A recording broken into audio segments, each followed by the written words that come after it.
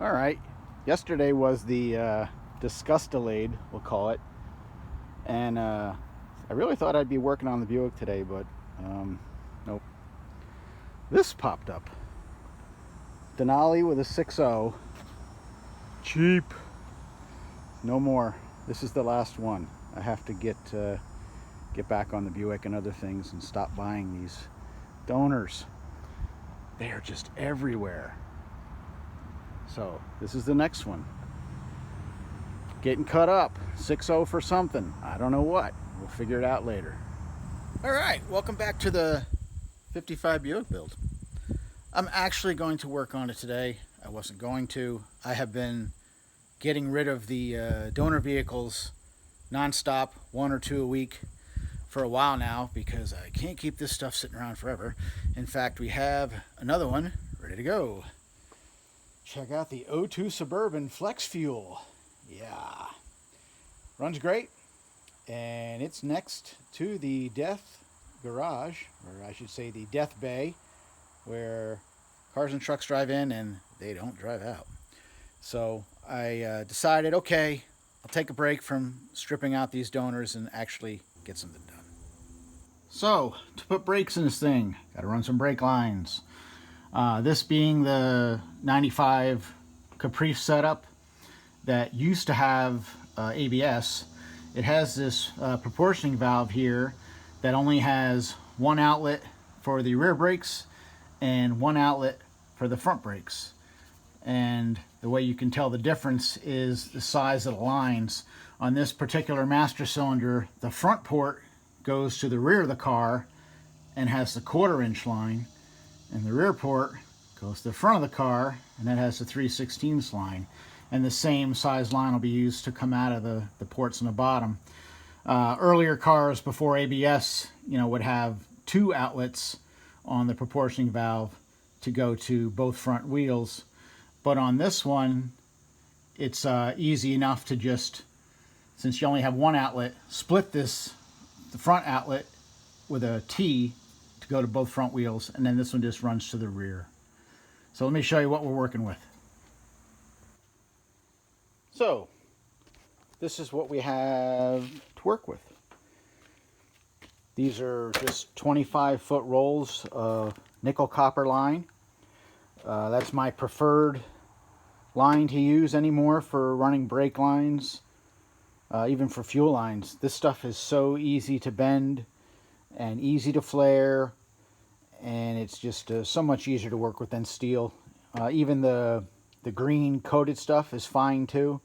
The only thing I found with the green coated, is it poly PVC line or something they call it, I think. The steel line, it's like a alloy with a green coating, you know what it is for that stuff you have to sand off that green poly on the ends where you're putting the flare on. It makes it much easier to work with. But I don't even use that anymore. All I buy anymore are these coils of nickel copper line. It's just so much easier to work with. So these kits came from Amazon. You can get them other places, and they actually come with a bunch of nuts inside, which is nice, not to work with rusty things and junk. They both have nuts in the kits. I have a 1/4 inch line. The 1/4 inch line is used to run from the distribution block up front, proportioning valve, to the rear of the car. And then I have 3/16, which will go from the proportioning valve to this T that I also bought a bunch of these online, and split to both front wheels. So let's get going on it. So first thing I have to do here is figure out where I want to mount my T. Somewhere where obviously I can easily tie in from the back of the proportioning valve, run down over to it, and then have it split out and get to the front wheels easy enough. And also you don't want the brake lines in the way of exhaust or anything like that. And even though I don't have the engine in the car, I know this is my engine mount. I know my power steering pump's going to be up here. Headers are up in this area, but they're up high, so be fine. So I think right here, right around here, will be a good spot to mount this thing. And it has 2 holes I'm going to have to drill, one to locate and one for a little tab there, which is nice because it keeps it from turning. It's factory type setup. I don't remember what these were for. For some reason I'm thinking they're Chrysler, but I just don't remember. I probably just looked on eBay and found whatever is reasonably priced to buy. So I'm going to drill a couple holes and mount that to the frame rail. Oh, and one other thing for those of you new to running brake lines and such, when you're dealing with fittings for brake lines, make sure they are brake line fittings and not just your common Home Depot brass fittings. The way you'll know is look inside. You'll see the inverted flare in there for the double flare on the line to seat against. That lets you know it's actual brake fitting. Also, that flare in there, that's what makes the seal. The threads do not make the seal, so you should not be putting any sealant at all on the nut when you thread that in there. If you put this together and it leaks, it's at the flare. Maybe you have a split flare or the flare didn't work right. You have to redo it, but do not put sealant on the threads thinking that's going to fix it. That's not going to work. Brakes are under thousands of pounds line pressure, and they need that double flare to make the seal. So don't just go to Home Depot and buy some bushings, you know, that are just straight through plumbing bushings that don't have any seat in them. Not going to work. Also, one other thing we're going to be dealing with here is, because it's such a mishmash of parts, and the fact that this is from a 95 Caprice, I'm going to deal with two different styles of flares here. The T, and I believe, I'll have to double check, but I believe the front hoses are just going to be traditional double flare, whereas this guy up here is going to be what's called a bubble flare, and that's what was used on metric lines. And the way you can tell if a fitting used a bubble flare is by the style of nut. You see this nut has that untapped or unmachined end on it there. That lets you know that this is metric, and it's actually going to need a bubble flare to be done up here on these ends. And even though, yes, this is probably a metric size line that was used on these, you can still use 3/16 line and 1/4 inch line, and with the metric flare it works just fine. But so these lines, like this front one here, I'm going to have a bubble flare here and then a regular double flare on here at all these parts. And like I said, I'll have to double check. I believe I'm still double flare on these lines, even though it's a metric 10mm nut that's used on these Jag hoses. Jags are kind of crazy. I mean, it's an English car, and there's a lot of English. Everything is pretty much English on it, but there are a few metric things you run into here and there. But I believe I just use a standard double flare on that, even with that 10mm nut. All right. Now, let me get this T mounted.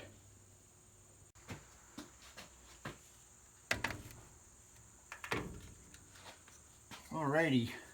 So.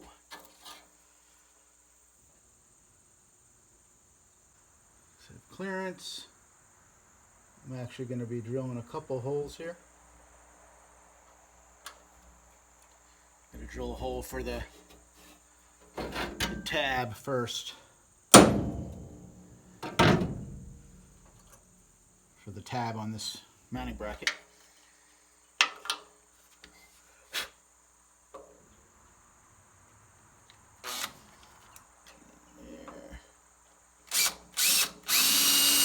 So the little tab fits in the frame there. Marked a second hole. And the second hole, I just started drilling the pilot hole. Just going to open that up enough for this self-tapper. This is just a bolt, whatever, self-tapper I took off of a parts car, because I save this kind of stuff when I strip them out. And that'll thread into the frame, just like factory. So, get that second hole opened up, go from there.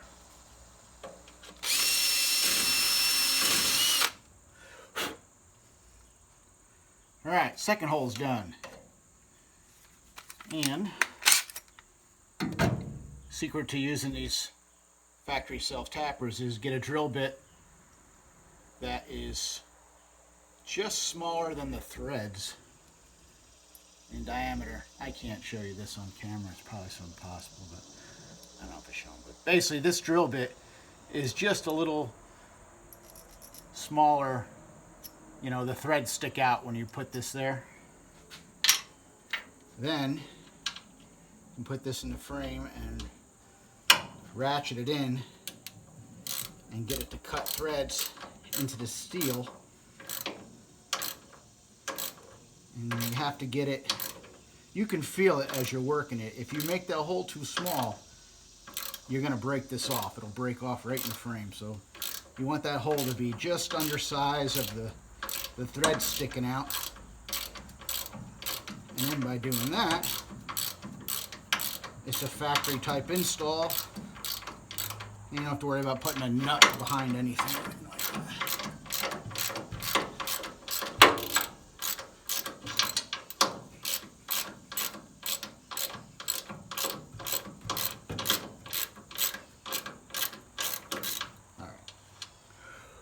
Here she goes.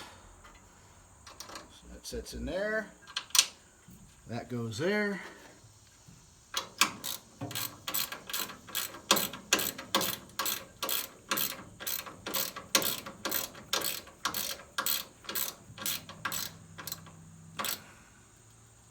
Nice. All right. That's the first part, just like factory. Now we get into running brake lines. What's nice about this is if it's a little bit long, you can just put a little bit of a curve to it. You know, kind of S it back along there, which might even look better. Then you'd be talking like a 4 plus 11, so a 15 instead of a 14. And then it would come all the way back there. So you're talking 15 plus 7, 8. So that's like a 23. It's quite a difference than a straight shot. But it might look better. So I think what I'll do is I'll just cut a 23, put this double flare on this end with this nut, bring it up, see what it looks like, mark it and flare it. What's nice about this one is it's pretty much straight shots, so it's not like if you bend it, you can't bend it back to have room to make the flare. All right, so that'll be the first one. So I'll call it 23 inches. So I'll cut a 23-inch length of. All right, so got my 3/16 line here. Nut assortment that came with the kit. And a 23-inch length of line. I know people use straighteners and such, coil straighteners to straighten these things out. I've never owned one. I don't bother. I can get them straight enough by hand for me. So I'm just going to get a 23-inch length. A little bit more. So that's the nice thing about this nickel copper. It bends so easily. It's easy to work with. And of course the best thing is it doesn't rust. It doesn't corrode. Looks nice. So give me 23 inches on this thing. Be nice if I had a marker. Let me get a marker. Other thing is, when you buy these lines, I cut this end off. Usually the end of it is not good. It needs to be trimmed back. It's usually thin for some reason. But I know we got room. I'm just gonna give me, I'll say 23 1/4. In this situation, not looking for down to the 1/16 of an inch, not going to matter. Of course, have to have a pipe cutter, tubing cutter. Get that on there. Work it back and forth, get it started so you don't cut threads. Get a little bit tighten. Work it back and forth. Tighten it up.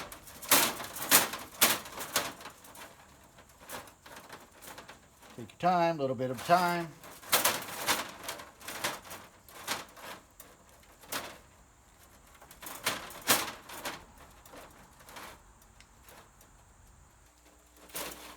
There you go. It's like a clean cut.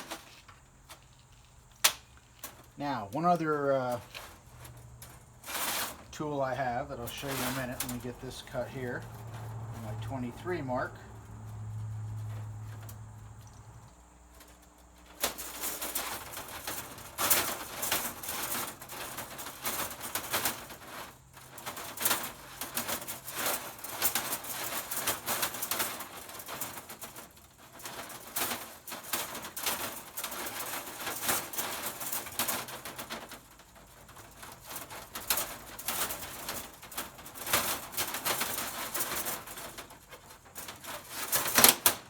Go.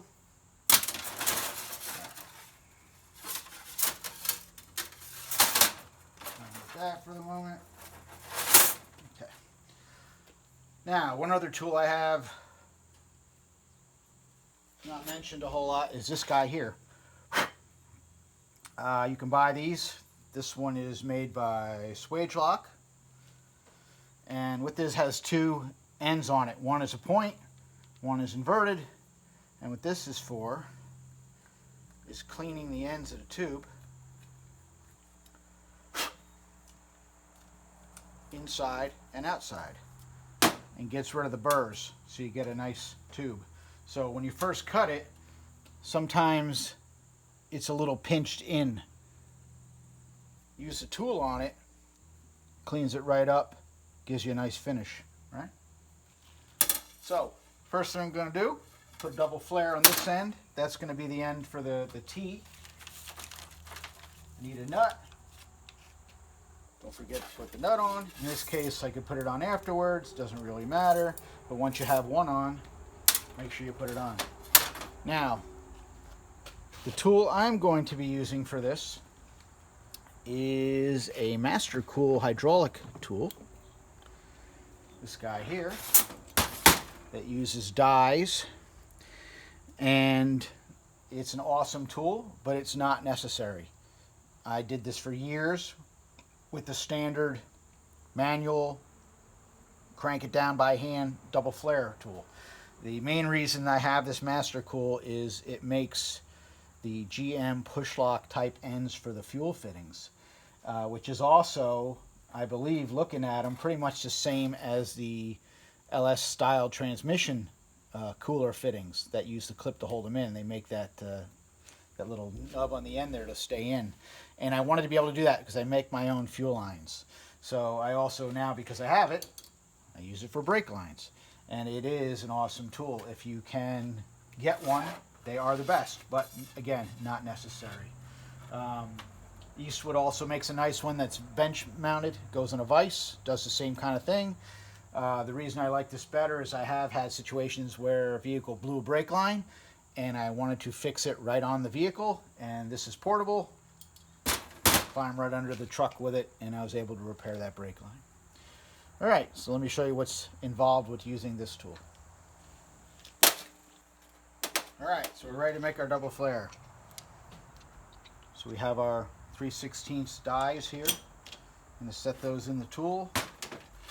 I'm going to put the 3/16 tube into the die. Make sure everything's straight.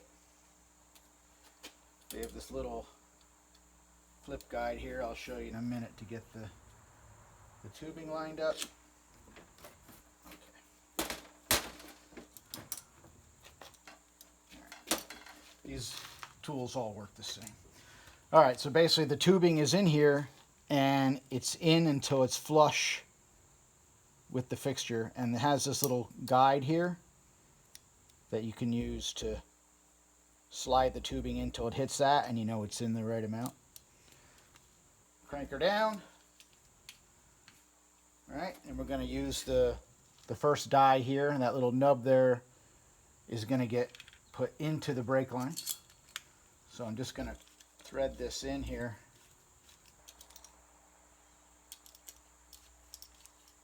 So it's into the tubing like that.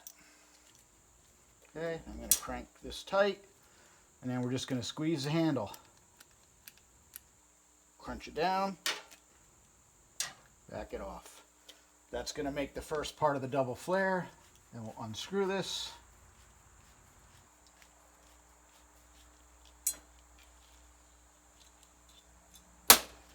Now we're going to put the cone in, the second piece. And that's going to go in. Let me see if I can show you. Probably, I don't know if this will show or not, but you can see the first part of the double flare in there has been made. Now this will make the second part. Now this is what I have learned works best for me for making brake lines that don't leak. Whether you're using this or the handheld tool, same idea. When it comes to this step, I do not crunch this to hell. I do not flatten this, keep squeezing this or crank down on it so tight that you distort the line. As I showed you, the fitting that you're going to thread into has the inverted flare in it that you want to seal against, right? So how do you get a perfect seal? Well, you want this line to match that fitting exactly, right? So what I do is I do this, but I don't kill it. I just make the double flare and back off. I don't crunch the hell out of it. Then what I do is when you thread the nut into the fitting and crank it down, it's basically the same as doing this step, that second step. It makes the flare. And there you can see got a nice double flare there. So when I put this nut in and crank this down into the fitting, the inverted flare in the fitting will crunch into this and make the final seal. So they'll basically match each other very well. At least that's the idea. So let's get into the car. This is how this end's going to be. Now let's see what we're going to need for the other end. Alright, so time to finish off this brake line here. Now I'm going to have to take a little liberty here and just make some bends because, again, this is what's so nice about working with this stuff. You can do whatever you want with it. So I'm just going to thread in this nut here and make it fit there.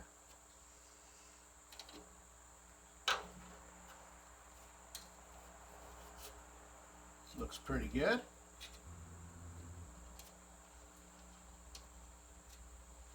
What I can do, you can get all fancy with this stuff. I'm going to tighten this down so that can't move. And what I'm going to do is move this over a little bit so it's toward the car, toward here. And just do something like that. Nothing fancy. I can put a clamp down here on the frame to hold it if needed. And this end, I can just double flare, or bubble flare rather, right to there. And then the other one can come down the same kind of path and then go out the back. And it'll look nice. So that length will work just fine.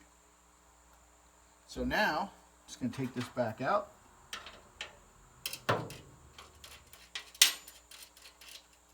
Alright, I raised the camera up a little bit because I think the last double flare, of course, I was out of camera view when I made the actual flare.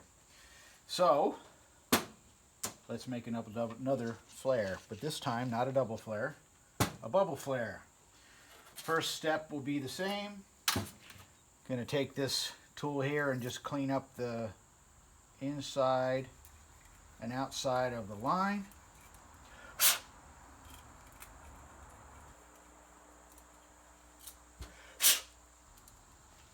it nice and even, no burrs on it. I'm going to need the dies for metric, which guess what? That is 4.75 millimeters. So that's the metric size line that's used instead of 3/16. 4.75 it says. But you know what? 3/16 is going to work just fine. So I'm going to put the die in there. I'm going to put the line in, same as I did before.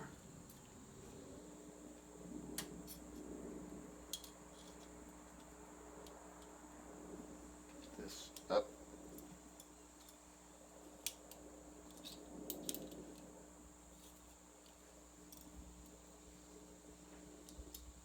Okay. The line is in flush with the die. And this is again the tool that you can just push the line down until it hits that and you know you're in the right spot. If it's flush, once again, triple check. You remember to put the nut on the line. Happens to everybody. Put that in there and I'm going to thread this until the nub on the fixture there goes into the line, right in the hole in the brake line. And you got to wiggle it around a little bit to get it. It will go. There she goes. Okay. Tighten the hydraulic and just start squeezing. In this case, this one's going to be a bubble, not a double. So it looks a little different in design of the double. If you can, hopefully you can see this in there. It's more of a rounded flare. All right, first brake line. Let's see. Thread this in here. Okay.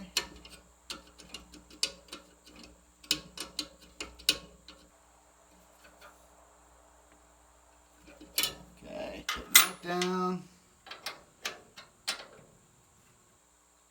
Tighten that down. Nice and tight. So next, I have to make a line from here, front hose, up and over to there, real short, nothing to it. And this one here is going to curve down. It's going to have to push out a little bit, go down along the frame, and I'm going to run it toward the front of the cross member and over to the other axle, the other front wheel. All right, made the next little short line from the T over to the left front. And one thing I forgot to mention that I did off camera was after you make the lines, take them out and blow them out with shop air just to make sure they're clear, because especially that tool I use to clean up the ends, sometimes you can get little pieces of grit or shards from the line. Sometimes they'll be in the fitting, so easy to just blow those out with air before you put fluid in the system, just to make sure it's all clean. All right, so the next one is a long line from the T down along the frame, down the front of the cross member so that it is out of the way in case it hit with anything.